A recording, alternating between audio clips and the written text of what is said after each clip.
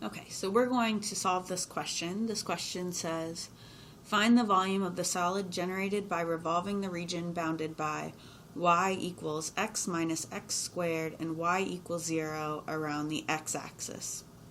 So the first thing we want to do with this problem is graph these two functions, y equals x minus x squared and y equals 0. Now y equals 0 is just the x-axis, so that's part of it.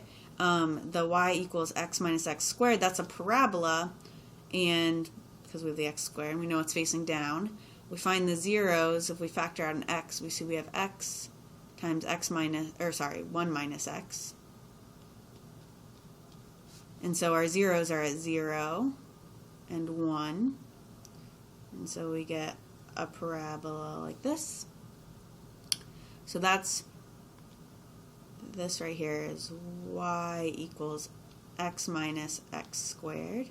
Okay, and we're going to revolve this around the x-axis. So it's being spun like this. And you'll see here we get kind of a half circle. It's all filled in. So this is going to be the disk method because we don't get any like holes in there.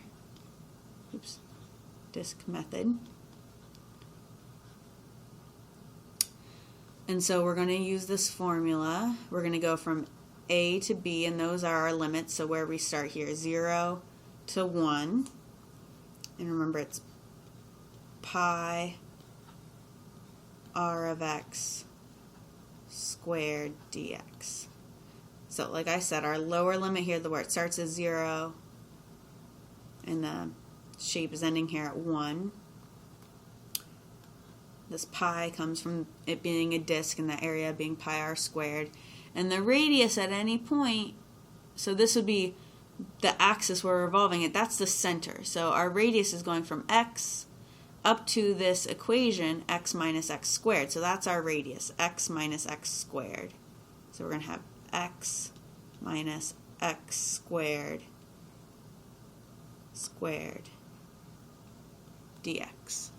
Now, if you put this, setting it up is, again, the most important thing, since it's a definite integral, solving it on your calculator or, using a website or something isn't hard. To get an exact answer, what I recommend you do is first pull out the pi. We'll multiply by pi at the end. Then we'd have the integral from 0 to 1 of x minus x squared dx. Now, if you're going to do this by hand, first you would FOIL this out. So you'd have, and then you could just use simple integration rules. Now, if you stick this integral without the pi in your calculator, the answer comes out 1 over 30. And so our final answer here would be pi times 1 over 30, or pi over 30.